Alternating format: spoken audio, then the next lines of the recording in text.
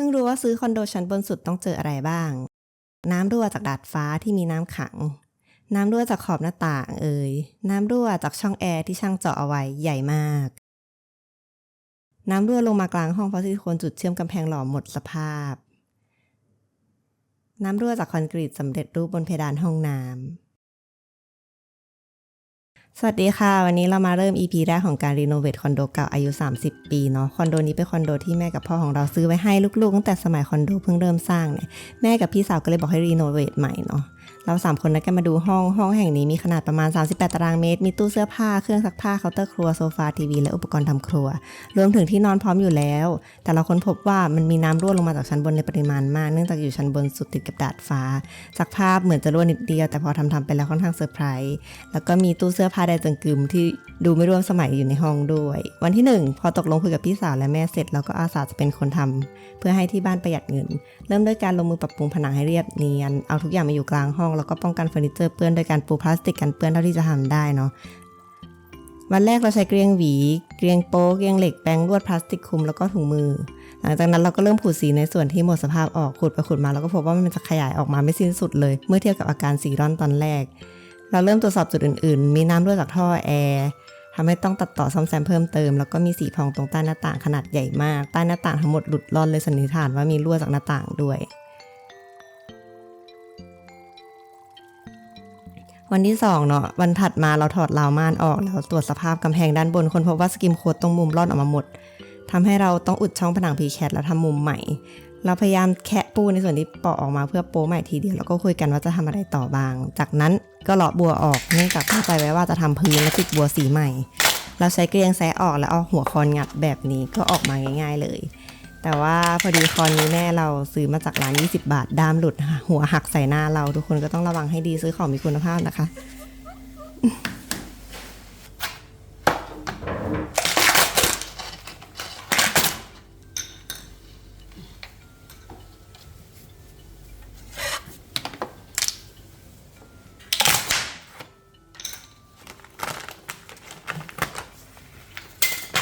ระหว่างที่เราแยกกันทำงานก็พบว่าช่องที่ช่างเจาะแอร์ไปข้างนอกทั้ง2ตัวไม่มีอะไรอุดเลยทำให้น้ำไหลเข้ามาและสีร่อนเป็นบริเวณกว้างนะคะ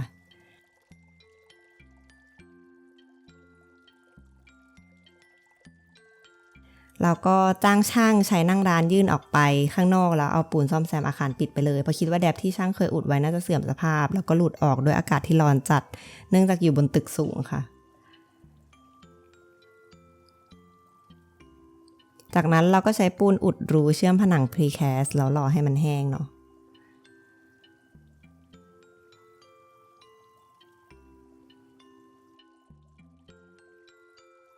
วันที่3วันถัดมาเราติดสกอตเทปกันเปื้อนบริเวณขอบหน้าต่างส่วนที่เปื้อนก่อนหน้านี้เป็นของช่างคนก่อนที่ทำทิ้งไว้แล้วเลอะเทอะนะคะ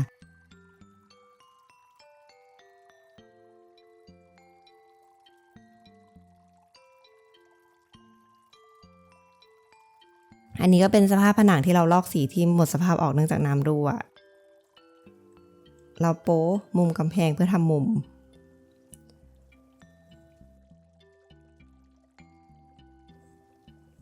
แล้วก็โป๊ส่วนที่เป็นรูให้เรียบร้อย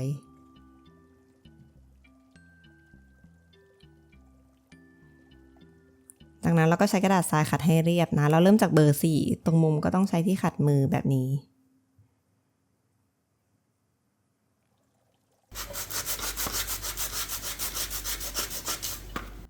วันนี้เราแยกกันทำงานแฟนเราเข้าไปพบว่าเพดานห้องน้ำรั่วหนักมากจนสีร่อนออกมาเป็นแผ่นเดียวกันยาวถึงพื้นห้องน้ำดูจากการแซะแล้วมันออกง่ายๆแบบนี้ก็อาจจะต้องฉาบใหม่ทั้งเพดานด้วย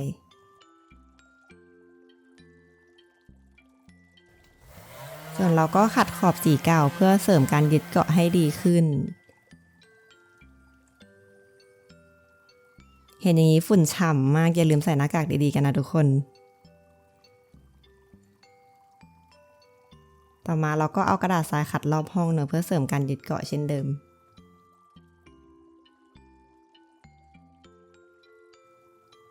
จากนั้นเราก็ทากันซึมอะคริลิกบริเวณขอบกำแพงเราไม่แน่ใจว่าอะไรจะช่วยได้บ้างก็เลยใช้แทบทุกนวัตกรรมที่หาซื้อได้ตามร้านขายปลีกทั่วไปเนาะทาบริเวณขอบให้กว้างสัก3 เซน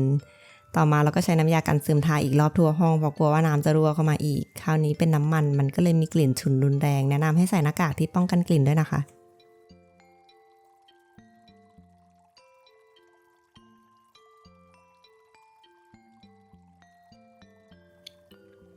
วันที่4เราก็เริ่มฉาบสกิมโค้ดกันเริ่มจากการผสมสกิมโค้ดตามอัตราส่วนที่ถูกก่อนเนาะเราใช้หัวปั่นปูนช่วยปั่นด้วยจะได้เนียนๆ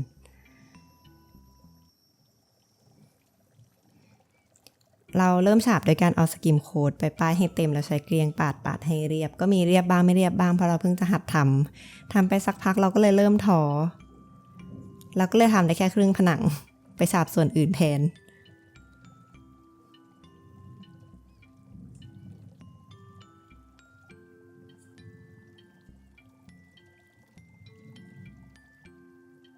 ส่วนแฟนเราก็ปาดฉาบสกิมโค้ดที่ด้านบนผนังห้องน้ำทั้งห้องเนาะ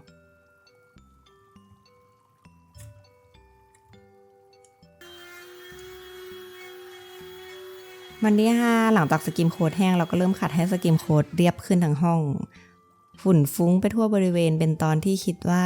ลำบากที่สุดละพอขัดเสร็จรอบนึงเราก็ฉาบอีกรอบเพื่อให้มันเรียบเท่ากันมากขึ้นรวมถึงฉาบส่วนที่ทอไปเสียก่อนแล้วก็ขัดอีก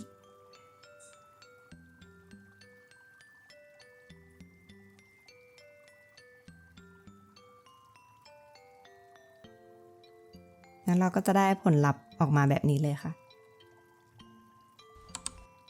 อันนี้ก็เป็นแค่ส่วนในห้องหลักของคอนโดเท่านั้นนะ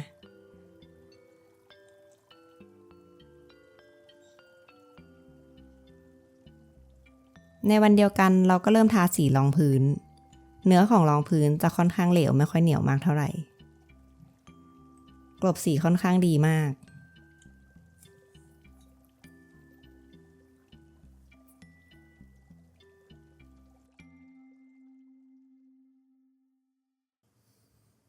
ขั้นตอนนี้จะช่วยกันทา2 คนคนละฝั่งจะได้รวดเร็ว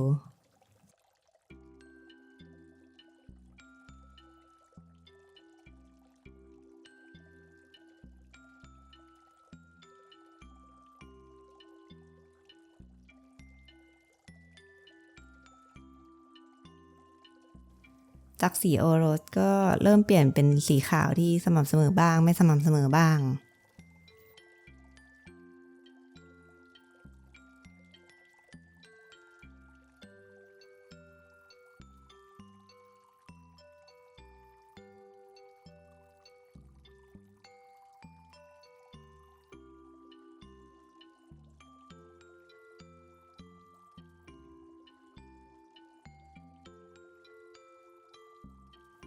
เราทาเพดานด้วยนะ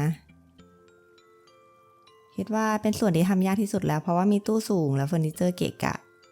ตอนกลับไปนอนปวดคอสุดๆเลย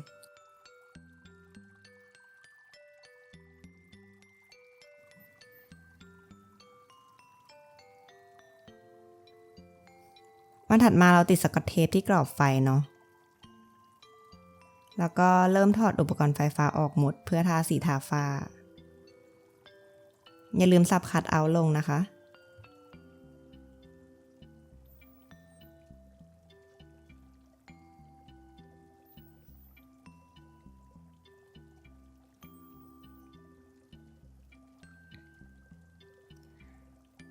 สีทาฝ้าอันนี้เราใช้ของดูลักเนื้อค่อนข้างหนืดมากๆ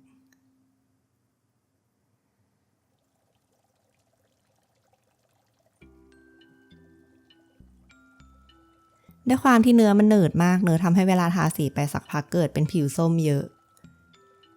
คือถ้าเราย้อนเวลากลับไปได้เราก็จะคนสีบ่อยๆแล้วก็เติมน้ำเนื่องจากเพดานที่ติดกับดาดฟ้ามันร้อนมากทำให้สีแห้งไวหนืดพอทาไปสักพักเนื้อสีมันก็จับตัวกันเป็นก้อนแล้วก็ทาสีได้ไม่เรียบเนียนยิ่งมีตู้สูงๆอีกหลายอย่างรวมกันทำให้ทาได้ไม่ดีเท่าที่ควรนะคะ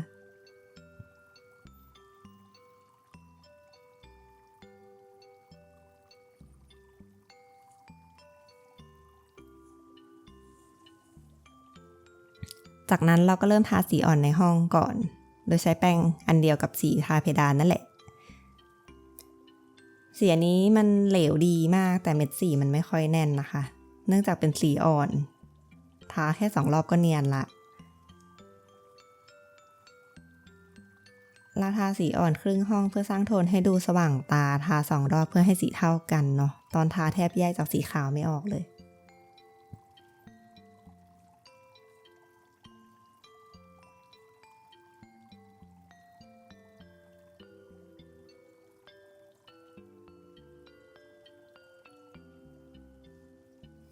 วันที่7นะคะเราเริ่มทาสีเข้มในห้องกันเพื่อสร้างโทนอบอุ่น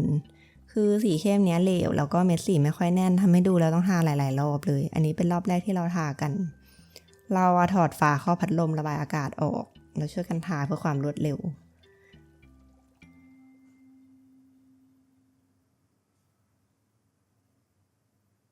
แล้วเราก็เริ่มทารอบที่2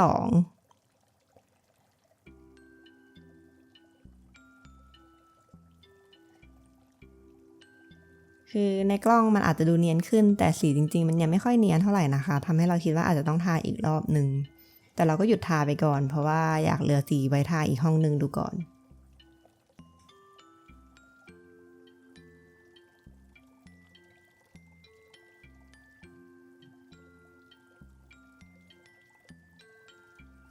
วันที่8วันนี้เรามาทำห้องเล็กถอดกรอบแอร์ออกเพื่อให้ดูสภาพกำแพงได้ง่ายขึ้นแล้วก็ค้นพบว่ามันรั่วเยอะเหมือนกันนะเนี่ยพวกเราก็ขูดสีที่ร่อนออกไปเรื่อยๆ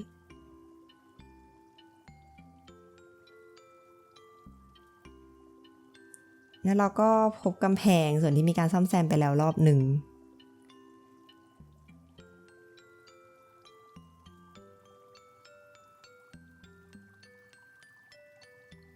จากนั้นเราก็เลยเลาะซิลิโคนที่มีคนเคยยิงไว้ใต้หน้าต่างออกแล้วยิงใหม่เพราะคิดว่าน่าจะหมดสภาพละทำให้มีส่วนที่น้ำซึมเข้ามาในส่วนนี้เราฉาบปูนฉาบบางจนเสร็จแล้วขัดจนเรียบนะคะขั้นตอนค่อนข้างเหนื่อยและเลอะเทอะเราก็เลยไม่ได้ถ่ายเอาไว้แต่ว่ามันก็เหมือนตอนทำห้องใหญ่นั่นแหละแล้วเราก็ยังค้นพบอีกว่าสกิมโค้ดที่เราฉาบใหม่ในห้องน้ำจะมีน้ำซึมออกมาทำไมต้องรอนิติแก้ไขเราติดต่อนิติให้ทำการซ่อมแซมข้างบนดาดฟ้าแล้วแต่ก็ค้นพบว่าของหมดต้องรอเบิกเงินไปซื้อของอีกกินเวลาร่วม1 เดือนเราก็เลยทิ้งไว้แบบนั้นพอทาสีไปมันก็อาจจะพองออกมาแล้วพอนิติแจ้งว่าทำการซ่อมแซมข้างบนแล้วเราก็เลยเริ่มทาสีรองพื้น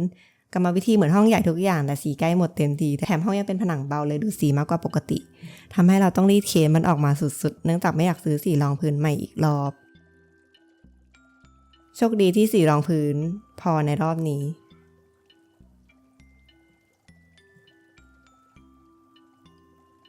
ทั้งสำหรับห้องนี้ห้องน้ำแล้วก็ห้องเล็ก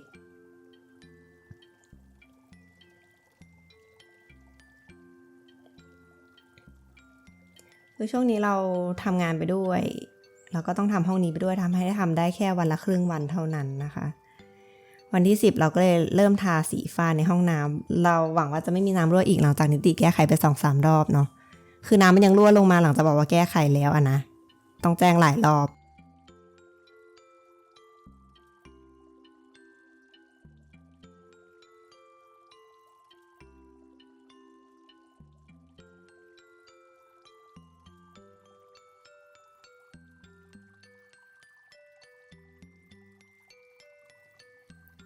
แล้วเราก็เริ่มทาสีจริงบนผนังห้องเล็กเม็ดสีของสีเข้มเนี่ยยังคงไม่แน่นเหมือนเดิมยิ่งทาบนผนังเบาฝั่งนี้แล้วก็เหมือนยิ่งไม่เรียบเนียนยิ่งกว่าปูนในห้องใหญ่อีก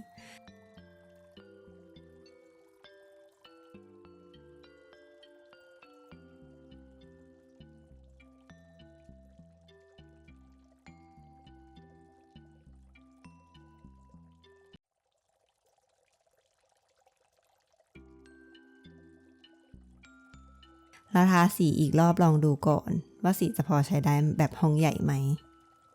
จริงๆพอใช้เวลาทาไปสักพักก็เลยคิดว่าอาจจะต้องทา3 รอบในห้องเล็กจริงๆเนาะสีที่มีพอทาแค่2 รอบแบบปิ่มๆเองเราเลยต้องไปซื้อสีใหม่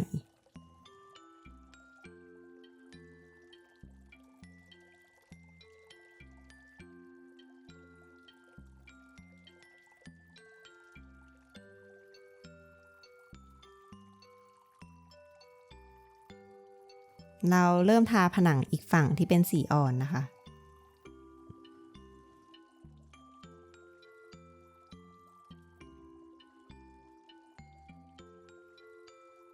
เราก็ค้นพบว่ามีส่วนที่น้ำไหลลงมาทำให้สีรองพื้นผ่องขึ้นมาอีกเราทาสีไปแล้วก็เลยต้องทาต่อไปทาไปก็คิดไปเอายังไงดีสุดท้ายเราก็เลยแซะส่วนที่พองๆออกแล้วโปะใหม่กะว่ารอบหน้าค่อยทาสีให้มันเนียนๆตอนนี้เราก็เลยคิดว่าถ้าทาสีไปตอนนี้ก็อาจจะต้องซ่อมใหม่เราก็เลยเลือกที่จะรอนิติให้ผู้รับเหมาเข้ามาโรยตัวข้างนอกแล้วอุดจุดที่เป็นรอยรั่วให้ถามวันเวลาที่แน่นอนแล้วนิติก็ไม่สามารถแจ้งได้เราเลยต้องรอแบบไม่รู้จุดสิ้นสุดเนาะซึ่งสุดท้ายแล้วกินระยะเวลาประมาณ20วันได้ส่วนวันที่11เนี่ยที่เข้ามาทำพอนิติแจ้งว่าซ่อมแซมเสร็จแล้วเราก็ไปซื้อสีเข้มเพิ่มถังหนึ่งแล้วก็ทาไปอีกรอบเราก็เก็บรายละเอียดสีรอบห้องแล้วก็ได้ประมาณนี้เนาะงานทั้งหมดที่เห็นว่าเหมือนไม่เยอะจริงๆกินเวลาไปประมาณ 2-3 เดือนเพราะว่าต้องรอนิติเป็นหลักรวมถึงงานที่มองจากหน้างานไม่เห็นพอทำไปก็เริ่มเพิ่มพูนขึ้นเรื่อยๆจากที่ประเมินไว้ว่ารอสีเก่าทาสีคงใช้เวลาประมาณ 5-10 วันทำให้ล่วงเลยมาแบบนี้ในตอนหน้าเราก็ต้องติดพื้นกระเบื้องยางติดบัวและติดตั้งไฟกันเราทิ้งลิงก์วัสดุอุปกรณ์ที่เราใช้ไว้ข้างล่างเผื่อมีคนสนใจนะคะยังไงลองกดดูได้แล้วถ้าหากชอบก็อย่าลืมกดติดตามไว้เพื่อรับชม DIY แบบงงๆของเราต่อได้เลยนะคะ